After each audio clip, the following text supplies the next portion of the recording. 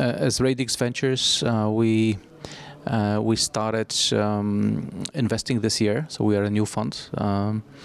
We have raised over 50 million euro, and we are backed by 2 institutional investors, European Investment Fund and PFR Ventures, and also a group of over 50 private investors, including some from Romania. We position ourselves as a deep tech fund, and some people ask, a typical question: what is your definition of deep tech? And I never answer. But there are so many definitions of deep tech out there. But well, we focus on projects that have a clear technological moat, a clear competitive advantage based on technology and unique know-how of the founders. And we like particularly 6 sectors of the economy, so 3 in this so-called traditional economy: energy, manufacturing, and transportation, and 3 in the new economy. So this is space, dual-use defense tech, and also next-generation computing.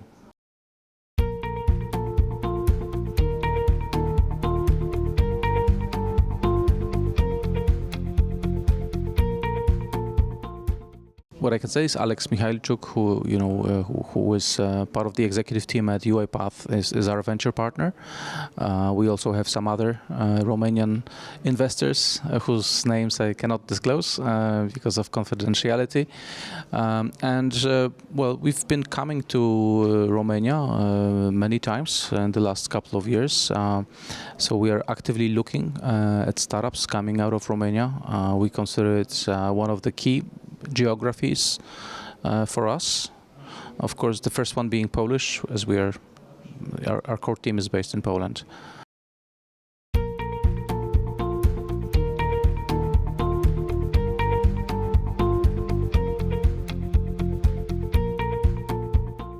I guess to start on a positive note, I encourage the participants of MoonShotX to be bold and to go out and test other markets.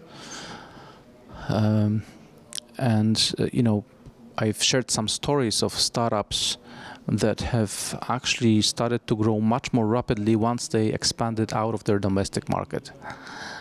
Sometimes it's counterintuitive because you seem to know your local market the best. You think you have everything figured out, but for some reasons, your domestic market may not be the best market for you to actually grow fast. And this could be because clients tend to be conservative. Perhaps it's because of financial constraints. They are not able to afford your technology. Maybe the regulations in your country are somehow not supportive of innovative products, so on and so forth. So actually, we've invested in companies who actually got traction outside of Poland. They were originally Polish, but eventually they focused on other geographies and they can be quite exotic. So it could be, in one case it was Switzerland, in another case it was Germany, which is, let's say, closer to Poland, but still very difficult and very different. And in another case it was India.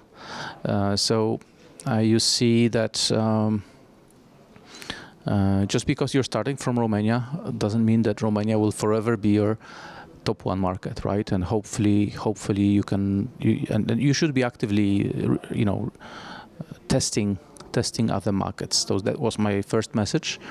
The second message is that you should never underestimate how difficult it is to move across borders.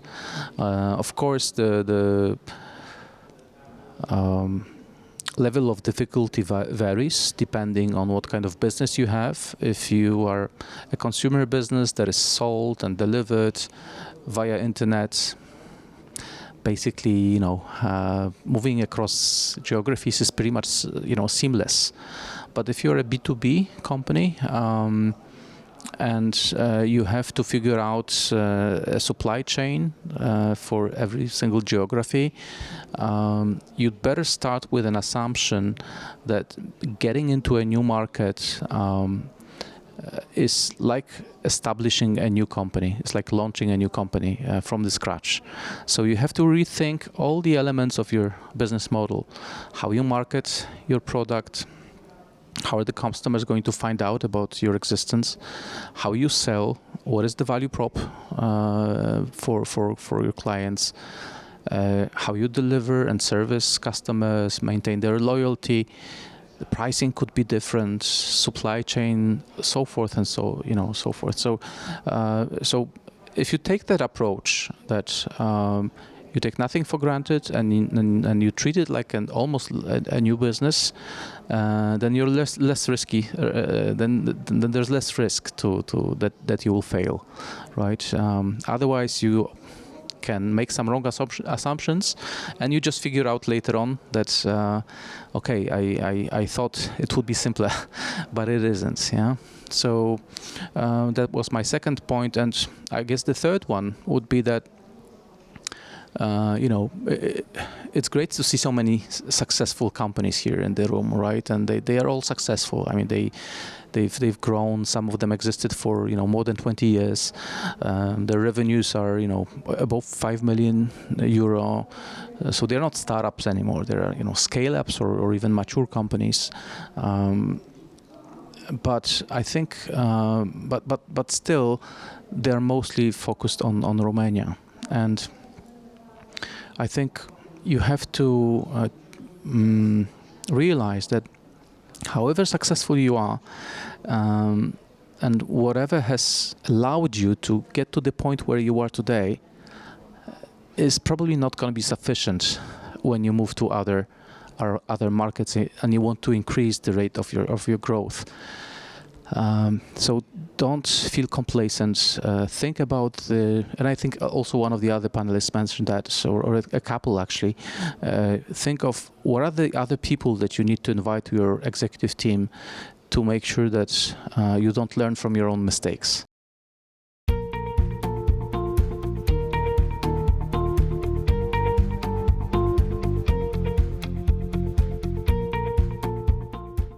So it's great to see both this year and last year that companies are actively looking for information, for some guidance. Some companies approached me because they specifically target Poland as their next market and wanted to get some advice or maybe some connections to make it easier.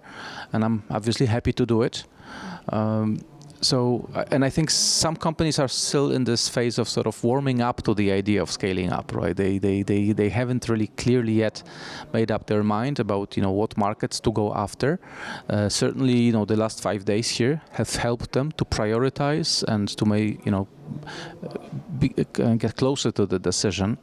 But I see that some are still thinking, everything is so well here. I have so many clients. I'm making good revenues. I'm profitable. Why bother, right? Knowing all the risks and everything that can go wrong, why should I bother? And then I guess it comes down to the aspirations of the founder, right? So of the owner of the company. What do you really want to build, right? And what do you want to leave as your legacy, right? A local company or an international business, right? And there's no good and bad answer to that question. I think it's very highly individual.